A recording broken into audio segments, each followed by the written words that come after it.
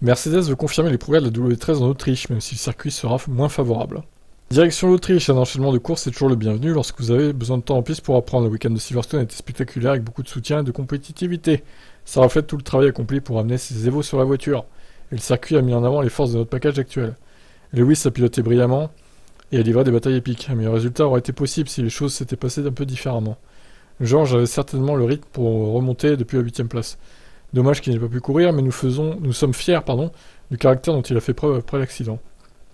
Je suis heureux de revenir en Autriche, c'est ma course à domicile, donc c'est Autoball qui parle forcément, et cet endroit me rappelle de très bons souvenirs. C'est un tracé très différent de celui de Silverstone, qui n'a toujours pas convenu, qui nous a pas toujours convenu par le passé, mais les voitures ont bien changé depuis la dernière course à Spielberg.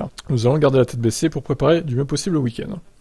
Ando Chauvelin est pour sa part heureux que les Evo aient fonctionné comme prévu à Silverstone, mais le directeur de l'ingénierie de chez Mercedes reconnaît que la nature du tracé a aussi aidé. La clé pour nous était de voir nos évolutions fonctionner comme prévu, et ce fut le cas, ils nous ont apporté quelques dixièmes au niveau des appuis de la voiture, et ça s'est vu dans les performances du week-end. C'était agréable de constater que nous avions moins de rebonds. La voiture se comportait de façon plus normale, c'était plus facile pour les pilotes de trouver l'équilibre. Dans l'ensemble, le résultat était plaisant pour nous, pas seulement parce que nous avons vu Lewis sur le podium, mais parce que les évolutions ont fonctionné comme nous l'espérions.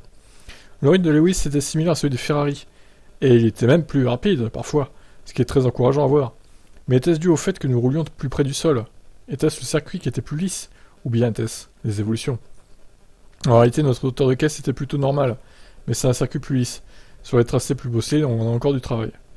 Il y a encore donc un doute à avoir sur le fait que le circuit contribue à cette perfo, et oui, les évos ont joué un rôle, c'est encourageant à voir en vue des prochaines courses, mais nous savons malgré tout qu'on n'est pas encore assez rapide.